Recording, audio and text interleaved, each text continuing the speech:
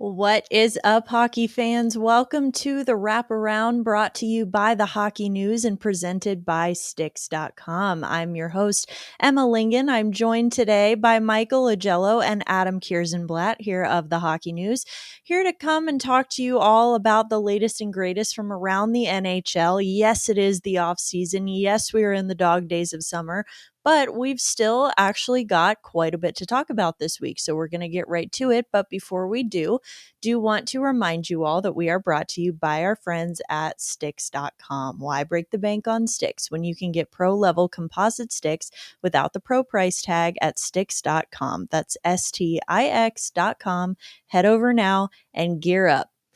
All right, you guys, we've got to start today with some retirement news. So perhaps a name you may have forgotten about, maybe one you haven't heard in a while.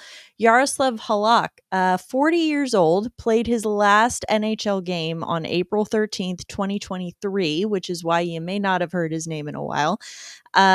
Early in the 2023-24 season, he actually joined the Carolina Hurricanes on a PTO, was released, now has officially announced his retirement. So 585 NHL games. He had a career .915 save percentage and a 2.5 goals against average while recording 53 shutouts. So for a pretty small sample size for an NHL career, really not too shabby there. What do we think when you hear that name, Mike? What do you think? Was he one that maybe you thought had already retired, or what do you think when you hear this news? Well, sort of out of sight, out of mind. I mean, I thought probably he was playing in Europe or something like that because, like you said, he hadn't played in the NHL for 2 seasons. But every time I hear the name Jaroslav Halak, I think of 2010 Montreal Canadiens and him and the Canadiens making that deep run, and they got to the conference final, I believe, before losing. And the funny thing is, I remember everybody losing their mind in Montreal when they traded Jaroslav Halak instead of that bum, Carey Price. You know, because Carey Price was untested at that time. Oh my God, this guy just carried us through the playoffs. I think they made the right decision. But he had a very good career. And just looking up his profile, the one thing I noticed, he was traded, and he played for a number of teams. He was traded to Washington, and then he was swapped to the Islanders, and the pick that he was traded for ended up going to the Rangers, and it ended up being Igor Shesterkin. So I love those little nuggets that you see there. Who got traded for what, and then it was like a 5th round pick, but it ended up being Igor Shesterkin. So I'm sure the Rangers were very happy to get that pick.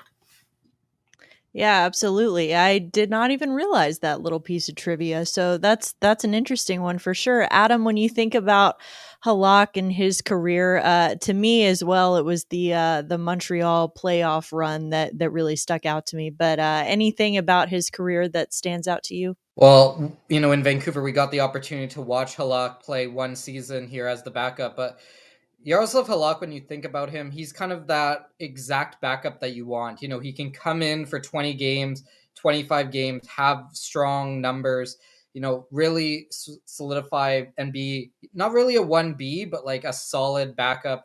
He was one of the best backups in the NHL for a long time. So it's great to see that he had such a great career. I didn't realize that he had over 50 shutouts, but I mean, this is one of the better international goaltenders we've seen this decade come in. So congratulations to Halak.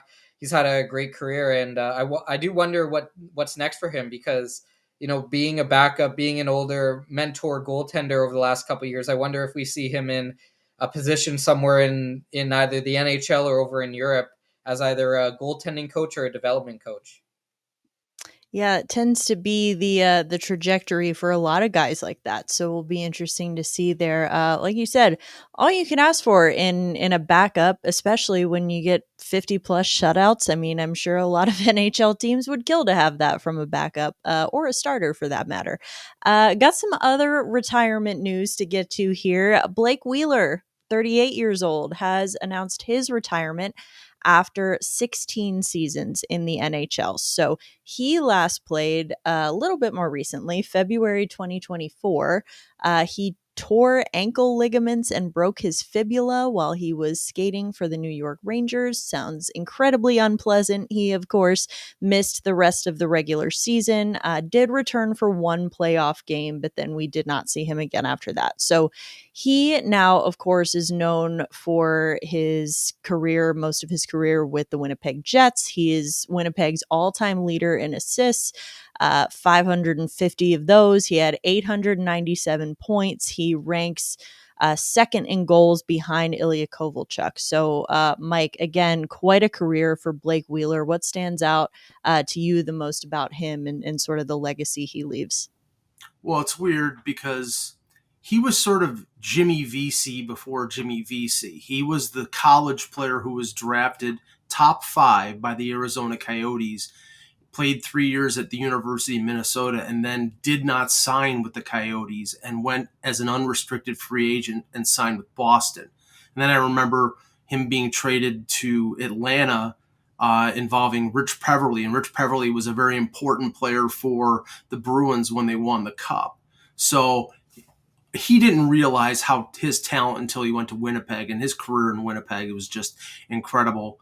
And lengthy. And, it would have been nice to see him win a Stanley Cup, but, he got traded by the Bruins just before they won the Cup in 2011. So he never realized that, but an excellent career and a very good player. Yeah, I think especially for what he's done for American hockey players as well, he really just kind of was one of those guys of that generation that sort of put U.S. hockey players on the map there. Even though he was playing for a Canadian franchise for most of his career, Adam, any thoughts on Wheeler and his career now that it's come to an end in the NHL? Well, now that Wheeler's gone, we only have 2 former Thrashers left in the NHL. In So they're a dying breed at this point, the Atlanta Thrashers. But I mean, you look at consistency. Blake Wheeler did that. He became the captain of the Winnipeg Jets. We can probably talk about the top 15 American players of all time. Blake Wheeler fits in there. You could probably make a case for top 10. And it's just really interesting to kind of watch how his career evolved, because he, like I said, or like Michael said, he really didn't hit until he got to Winnipeg. Like, he was a good player, but he became that next level player once he got to Winnipeg. So I know that people in Winnipeg still think very fondly of him. It's going to be interesting to see if Winnipeg, retires his jersey or does some sort of Hall of Fame, Ring of Honor situation with him. But I'm sure that that we're going to see Blake Wheeler in Winnipeg sometime this season, whether it's via ceremony or just popping in once in a while. Absolutely. You mentioned he's now he's part of a dying breed in the remaining Atlanta Thrashers playing in the NHL right now. Now that Wheeler has officially retired, we've got and Mike, you can correct me if I'm wrong on this. I believe it's Evander Kane and Zach Bogosian are the only 2 left. Yep. All right. Yeah. So definitely a dying breed there. But sticking with Winnipeg for a minute, got a little bit more current news coming from the Jets. They were able to agree to a 6-year extension with Gabe Vilardi. So that was one of the big bits of business that they had to get done this offseason. They were able to do that. So Vilardi has agreed to a 6-year extension, as I mentioned, worth $45 million. So it's about $6.88 million AAV. He's 25 years old, had career highs in every category this past season: 27 goals, 34 assists, 61 points, exactly what you want heading into a contract year as an RFA. I think, for him and for the team, Mike, do you think this is a fair deal for both the player and the team, especially with the cap going up here? It's a very fair deal. Winnipeg, along the lines of Scheifele and Connor Hellebuck, got, I can't say sweetheart deals because they got paid well. The big question with Vilardi is his ability to stay healthy, like Nick Ehlers, who they decided, or he decided to go someplace else. Health has always been an issue with Vilardi.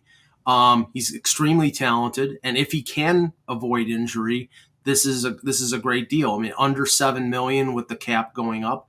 That team right now, they've got a core group that unlike some other teams in cities where players don't want to play, players seem to want to play in Winnipeg. So this is a good deal, and I'm sure they're crossing their fingers and toes that he stays healthy. Yeah, definitely health is going to be huge, especially now that Ehlers is no longer a factor there in Winnipeg. Adam, what do you think of this signing for the player and the team? What do you think? Good deal? Well, I think it has the potential to be a very good deal, as Michael mentioned. When the cap goes up, like, we're gonna have to stop looking at cap at annual average value and start looking at cap percentage, because with the cap going up 7-8 million every year projected, at least for the next couple years, that's really the best way to determine how this deal is going to look. And I mean, Vilardi has that potential to be a second line player. Winnipeg loses Ehlers, they lose Appleton. Those are two big players in their organization that they're going to need to replace. And Vilardi is one of those guys who can fit into the top six. We'll see exactly where he's played, but I mean, this is a guy, yeah, top six forward, can play on the power play. So overall, it's a good deal. And it's important to note that, yeah, like, he wanted to stay long term.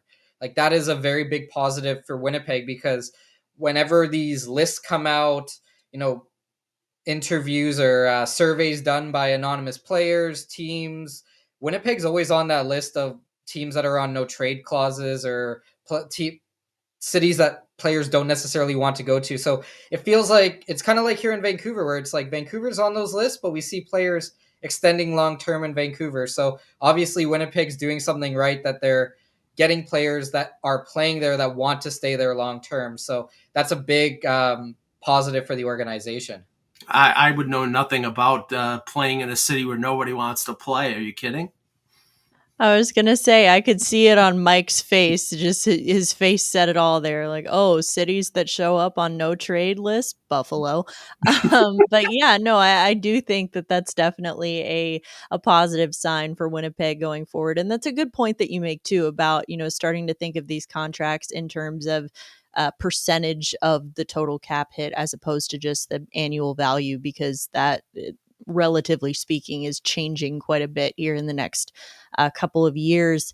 Want to move on now to another team that probably the only team that I think we could say with complete confidence was going into this offseason as a true 100% bona fide seller, and that is the Pittsburgh Penguins. They, have some pieces that they could potentially get some good value for. I mean, they've got, of course, Bryan Rust, Rickard, Rakell. You can throw Erik Karlsson in there as well, but looking more specifically at Rust and Rakell, because their contracts are a little more easily moved, I think, than Karlsson's would be. Mike, when you look at those two guys, which do you think is the most likely to be traded? Which do you think would get more interest? And what do you think would be a good return for Pittsburgh? Well, it's very strange because they both had career years. They both have 3 years left on their contracts. They both make essentially the same salary, around $5 million. Rust is a year older, but he has no trade protection, whereas Rakell has an 8-team no trade, so modified no trade. So, I mean, I think Kyle Dubas is in a perfect position. First of all, they're going for Gavin McKenna. They're not even making pretenses about it. I think they're sending the limousine to Penn State to bring him there right after the college season is over with. It doesn't work that way, but that's what they're going to do. But I think both of these players are getting traded. I think they're both getting traded before the deadline. So I'll put the value equal. I think that it's going to be the usual NHL player, top prospect, and first round pick. And they've got a load of draft picks, but I think the more they can get, the better. So I think they're going to get a great return on both of them. Yeah, they do have a ton of draft picks. They had a ton this year, and they've got a ton more next year as well. Adam, when you look at these two players, Rust and Rakell, and what they could potentially get in a return, I mean, obviously this is a Pittsburgh team that's building for the future. They're trying to win in the future as opposed to right now. Do you think that draft picks are going to cut it at that point, or is it going to be like Mike said, where you got to start getting in some high level prospects and NHL ready talent? Well, I mean, being in Vancouver, the joke is that these two are already Canucks because Pittsburgh and Vancouver just love to make those deals. We've already seen one this offseason, but I think that Rust actually has a little bit more value than Rakell just because Rust can play. He can play center. Like, he's probably better on the wing, but, he can play, at that middle six center position. Rakell is obviously a winger. So I think that Rust does have a little bit more value. But yeah, when you're looking at kind of what the value might be, it's going to be that generic, a top 5 prospect from a prospect pool, a first round pick, and maybe like a 24, 25-year-old who either is the top scorer in the AHL or on the fourth line, somebody that that the organization feels like they can build. And I don't think they're going to go together. I think there's going to be 2 separate deals. But you also have to look at Pittsburgh in that, yeah, that's great to have like all of these picks, but at some point, like, you really need to bring in players who, like, actual players. Like, it's great to have 40 picks over 3 drafts or whatever they have, but like, you need to build up that AHL team. You need to have players that are pushing for position. So I wouldn't be surprised uh, if they try to get more NHL ready players or players prospects that are like just about to push, rather than getting an 18-year-old. You get like a 21-year-old. So we'll see exactly where it is, because also, like, Pittsburgh's in a weird situation because Crosby, we've heard the rumors, but like, it's Crosby doesn't want to leave Pittsburgh. Like, that's what all the rumors or all the reporting inside of Pittsburgh says.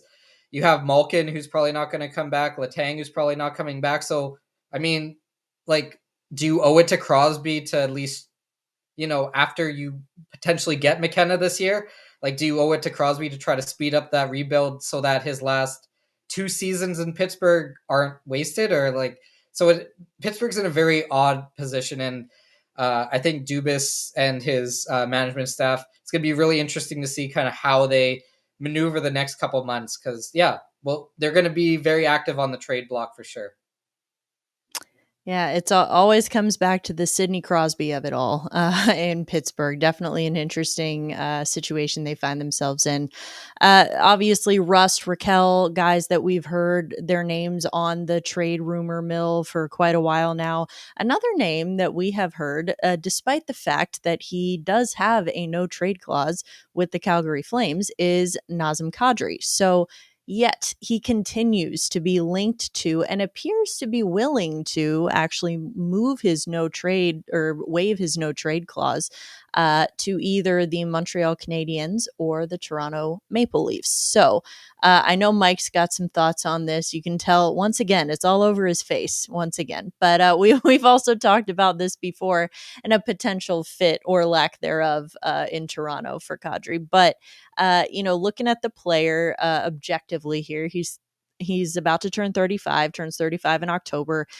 He scored a career high 35 goals and finished with 67 points in 82 games last year. So he's got a $7 million cap hit for 4 more seasons. So again, we just got through talking about how we need to start looking at this in terms of percentage of the cap and not just a straight value. But I mean, regardless, for a 35-year-old or an almost 35-year-old, that's pretty significant. Do you think, Mike, that he's going to be moved? And if he is, which team would or definitely would not be the best fit? And, would it be a good idea for the Flames to even move him?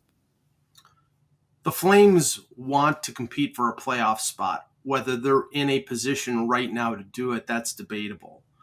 Kadri was arguably their best forward last year. They've got young guys like Coronado and a few others that are coming to the forefront. But if they're going to make a challenge for the playoffs, they need to keep Kadri. I think what they're looking at, if they're actually going to trade him, is the $7 million cap hit when he's 38 and 39 years old, and they're probably going to have to buy him out at that point. Whether I mean it's baffling. I don't dispute Nick Kypreos's contacts, but the fact that the Maple Leafs are mentioned in connection with Kadri is laughable. When the guy was run out of town when he destroyed their playoff chances 2 years in a row with suspensions, but that was apparently a Kadri. He's grown up since then. That's wonderful. But the issue here is people were complaining about John Tavares being too old and too slow. They were drafted the same draft year. They're the same age, and Tavares had more goals last year. So why would the Leafs trade for another 34-year-old center? It does make sense for Montreal. They got a lot of young players. They got a lot of cap space, even after signing Noah Dobson. They've got the $10.5 million coupon with Carey Price going on LTIR. So, and they have a ton of prospects and draft picks. So if you're asking one of the two teams, Montreal makes sense completely.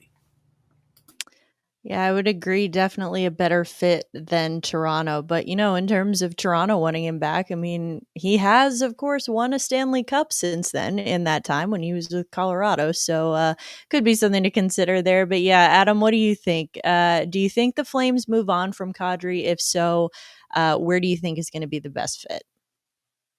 I think it really depends on how the Flames do up until the trade deadline, because we don't really know exactly how this Flames team is going to look. Like, there's talks about Rasmus Anderson. Is he going to be on the roster? Are the young guys going to step up? What's going to happen with Jonathan Huberdeau? Is he going to finally return to what we saw in Florida? And I mean, Dustin Wolf. There's people who think that Dustin Wolf's going to be on Team USA's Olympic team. Like, if everything goes right for the Flames, they're in a playoff spot at the trade deadline. Why would they trade Kadri at this year's deadline? Like, but if you are going to narrow it down to two teams and you are saying yes, he's going to be traded, Montreal is that perfect option there. I think he's exactly what they need as their 2C. Like, Kirby Dach is great, but Kirby Dach also has a long history of injuries, and we'll see exactly what type of Kirby Dach we get this year. But I mean, this a young team who could really use a guy like Kadri, because he provides so much from a leadership perspective, from an on ice perspective. And yeah, I don't see why he would agree to go to Toronto after what happened and after what's gone on with, Mitch Marner. Like, that's another whole situation. Like, if you're a player looking and you're saying I have a no trade list, why would I go to Toronto if I've just seen, one of their best players over the last couple years get run out of town because of all of this off ice stuff? So it all depends. Like, some people love that pressure, some people don't mind what happens outside of the rink. But I think Montreal is the best option for Kadri if Calgary is going to trade him, because also Montreal has the better prospect pool and they have the better picks potentially than Toronto.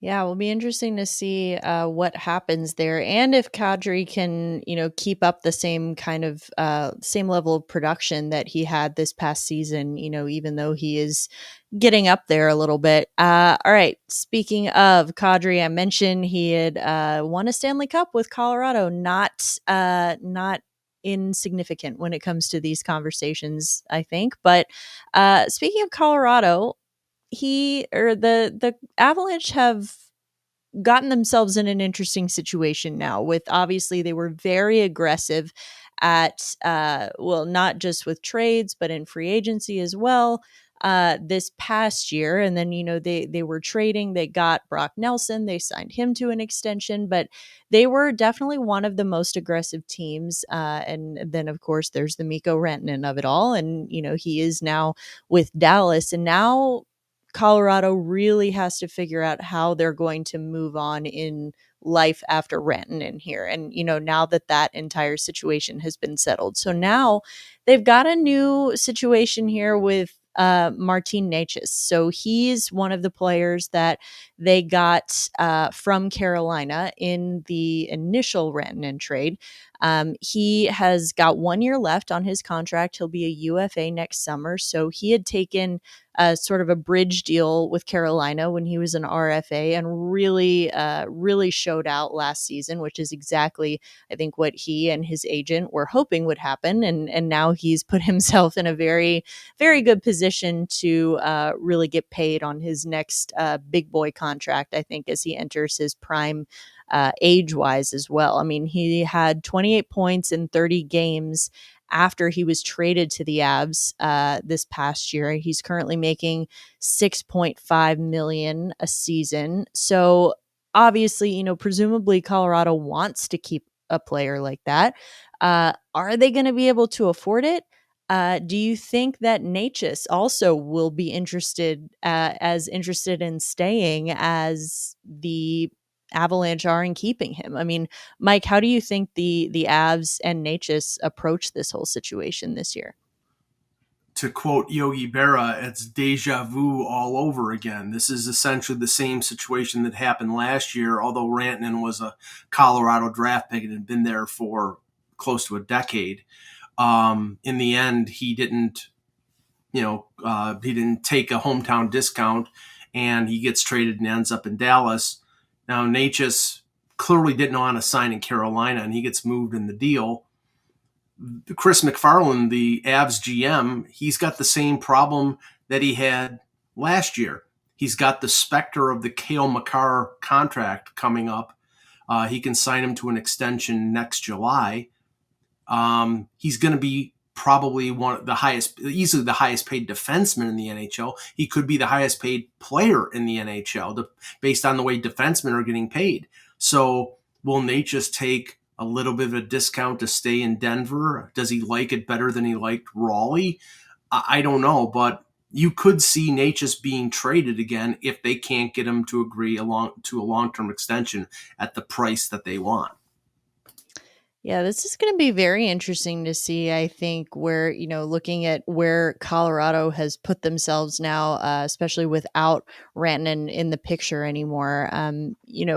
I think we also saw Necas had made some comments after he got traded from Carolina, and then Rantanen ended up getting traded from Carolina, and Necas said something to the effect of, well, they probably should have figured that out, that he didn't want to stay there long term before they traded for him. So he's definitely not afraid to say the things. So when you look at this situation, Adam, how do you think?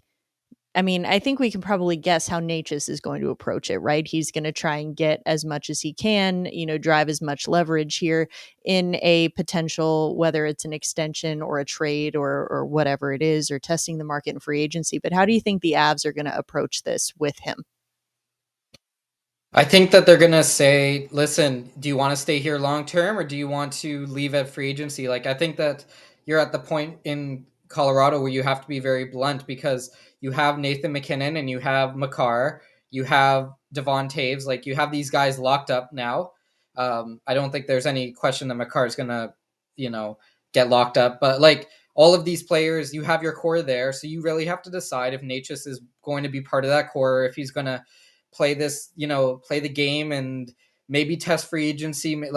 So I think that we could see potentially a move at the deadline if they know Necas isn't going to stay, because Colorado is smart enough to know that they have to keep that core building, that they have to move pieces in and out, make sure that the players that are there want to be there and are going to make an impact. So I mean, we could definitely see a Necas trade before his contract expires. I'm just interested to see kind of the personality, because we've seen that there were some potential red flags that popped up about Necas's personality over the last couple of years, and kind of how he addresses everything, and how whether that is worth ethic wise or off ice stuff. Nothing bad. Just, is it the type of player that's going to mesh well with a guy like MacKinnon, with guys like Makar, Brock Nelson, Devon Taves? Like, it just could be a personality mismatch that just doesn't work, and we've seen that happen where players are moved just because it just doesn't work off the ice. So Colorado's in a situation where if they know he's not going to resign, they have to move him. Like, they can't lose him for nothing. they got, they did the Rantanen deal. I think they could have gone more, but it is what it is at this point, I guess. But they can't afford to let Necas walk with no type of return coming back for sure. Yeah, definitely would not be a good look there. All right. One thing I do want to talk about today, because hearings just started over the weekend. Arbitration. They started July 20th, so Sunday. Those hearings will run until August 4th. So there are 7 players remaining who are due for contracts here and will be going through the arbitration process unless they are able to reach an agreement before their scheduled hearing. So those players, really quickly, are Nick Robertson with Toronto, Connor Timmins, Buffalo, Arvid Soderblom, Chicago, Jaden Struble, Montreal, Maxim Siplikov, Islanders, Capo Caco, Seattle, and Dylan Sandberg in Winnipeg. So of that list that I just read through very quickly, Mike, which do you think of those guys is due for the biggest raise? Obviously, all of these guys are in this process, this arbitration process, to make more money and to maximize their value here. But of that list that I just read, which one of these guys do you think is going to get the biggest payday? I think it's going to be Kako because he, after getting traded by the Rangers, really played well for Seattle. He had the weight taken off of his shoulders. He had 30 points in 49 games. This is a former second overall pick, a very talented player, and it just didn't seem to work in New York, but he played a lot better. And he's 1 year away from unrestricted free agency, so I think that Seattle is going to want to get him locked up on a multi-year deal and as a scoring forward and as a former top 2 pick. I think they're and they have lots of cap space. They have 4 veteran players whose contracts are expiring this year. So guys like Jaden Schwartz and Oleksiak. So they have room under the cap next year to sign him to a big money deal, and I think that's who will make the most money. All right, Adam, what do you think? Agree or disagree? Disappointed, Mike, you didn't say Connor Timmins on like a 6-year deal, to suck up some of that Buffalo Sabres cap space. Well, we'll see. I think it's going to be Kako. I think Kako could get like a 5-6 year deal, in that $5 to $6 million range. Seattle just has a lot of cap space available, and they need to have young players in there. And I don't think they want to walk a player, straight into free agency, but we'll see exactly how that works.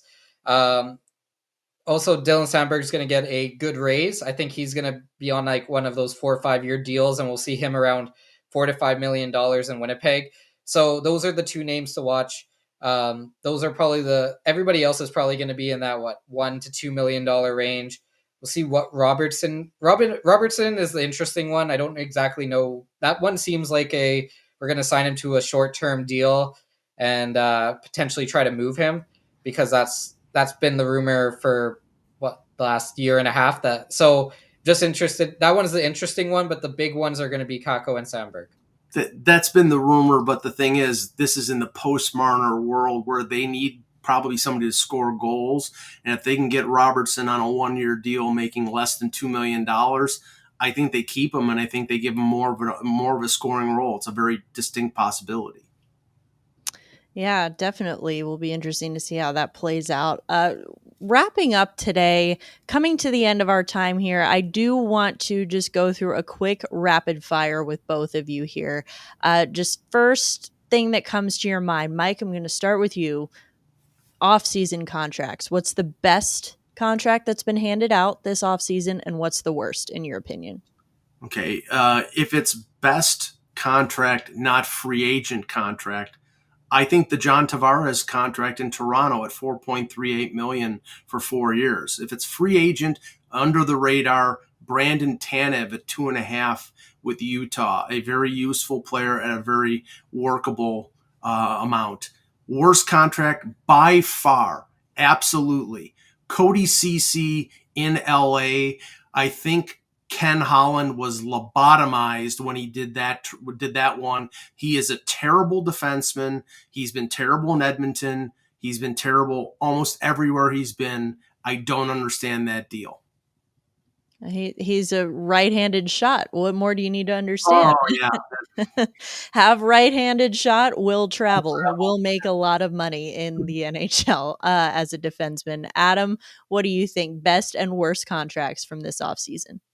Well, best contract, I'm gonna go with Brent Burns at $1 million to the Colorado Avalanche. Like, you just got a defenseman who, I know he's 40, but like you just got a defenseman who played 21 minutes a night in Carolina, like for $1 million. Like, I would love to see him. Like, this is just me, but I'd love to see him return as a forward and play beside like Nathan McKinnon, or like just be net front on the power play. Like, he's done it before, right? Like, he's played forward before, but like I think that's just a slam dunk. Like, give him one more chance at winning a cup.